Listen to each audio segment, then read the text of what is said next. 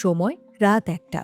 রাস্তাঘাট একদম ফাঁকা, চারপাশ শুনশান। আপনি হয়তো মোটরসাইকেল বা গাড়ি নিয়ে ফিরছেন, সামনে লাল সিগন্যাল চলছে। আপনি ভাবলেন, ধুর, এই মাঝরাতে আবার সিগন্যাল কিসের? কোনো ট্রাফিক পুলিশ তো নেই। আপনি সজোরে টান দিলেন, কেউ আপনাকে থামালো না, কোনো বাঁশি বাজল না।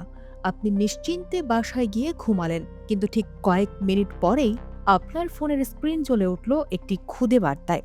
আপনার নামে ৫,০০০ টাকা জরিমানা বা মামলা হয়েছে। এটি কোনো সিনেমার দৃশ্য নয়, বরং ৭ মে থেকে ঢাকা মহানগরীর এক নতুন ও কঠোর বাস্তবতা শুরু। এখন থেকে ঢাকার রাজপথ আর আগের মতো নেই। আপনার ভুলের সাক্ষী হতে কোনো রক্ত মাংসের মানুষের প্রয়োজন নেই। ঢাকা মেট্রোপলিটন পুলিশ এখন রাজধানীর গুরুত্বপূর্ণ মোড়গুলোতে স্থাপন করেছে কৃত্রিম বুদ্ধিমত্তা বা এআই চালিত ক্যামেরা এবং প্রসিকিউশন সিস্টেম। দিনের বেলা আপনি হয়তো ট্রাফিক সার্জেন্টকে অনুরোধ করতে পারবেন, মামু, চাচা বা বড় পদের দোহাই দিয়ে পার হয়ে যেতে পারবেন। কিন্তু মনে রাখবেন, এই এআই ক্যামেরার কোনো মন নেই, মায়া নেই, নেই কোনো ভয়। সে শুধু চেনে নিয়ম আর আপনার গাড়ির নম্বর প্লেট। ভুল করলেই সেই লেন্স আপনার নম্বরটি ক্লিক করে সার্ভারে পাঠিয়ে দিচ্ছে। ডিএমপি সূত্রে জানা গেছে, রাজধানীর শাহবাগ ইন্টারকন্টিনেন্টাল মোড়, বাংলা মোটর, কারওয়ান বাজার থেকে শুরু করে বিজয় সরণি হয়ে এয়ারপোর্ট পর্যন্ত মোট ২৫টি গুরুত্বপূর্ণ সিগন্যালে এই বিশেষ নজরদারি চলছে। বিশেষ করে শাহবাগ ও বিজয় সরণির মতো পয়েন্টগুলোতে এখন প্রতিটি সেকেন্ড রেকর্ড হচ্ছে। ডিএমপির ট্রাফিক বিভাগের অতিরিক্ত পুলিশ কমিশনার মোহাম্মদ আনিসুর রহমান নিশ্চিত করেছেন যে আজ সকাল থেকেই এই অটো জেনারেটেড মামলা প্রক্রিয়া পুরোপুরি কার্যকর হয়েছে। অনেকেই ভাবছেন শুধু সিগন্যাল পার হলেই মামলা হবে। ভুল ভাবছেন। এই ক্যামেরাগুলো মানুষের চোখের চেয়েও তীক্ষ্ণ। আপনি যদি লাল বাতি অমান্য করেন, জেব্রা ক্রসিং এর ওপর গাড়ি দাঁড় করান কিংবা বাম লেনে প্রতিবন্ধকতা সৃষ্টি করেন, মামলা আপনার পিছু ছাড়বে না। শুধু তাই নয়, উল্টো পথে গাড়ি চালানো, হেলমেট ছাড়া বাইক চালানো, অতিরিক্ত যাত্রী পরিবহন, এমনকি সিট বেল্ট না পরা কিংবা গাড়ি চালানোর সময় মোবাইলে কথা বললেও এআই আপনাকে শনাক্ত করে ফেলবে।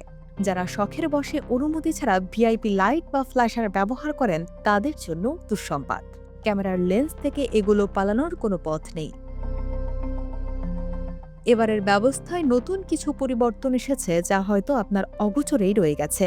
এখন চালু হয়েছে স্মার্ট ট্রাফিক সিগন্যাল, যা গাড়ির চাপ অনুযায়ী স্বয়ংক্রিয়ভাবে সময় নির্ধারণ করে। এর পাশাপাশি যুক্ত হয়েছে পুশ বাটন পেডেস্ট্রিয়ান ক্রসিং। আপনি যদি জেব্রা ক্রসিং বা পথচারী পারাপারের নিয়ম না মানেন, তবে সেখানেও জরিমানার বিধান রাখা হয়েছে।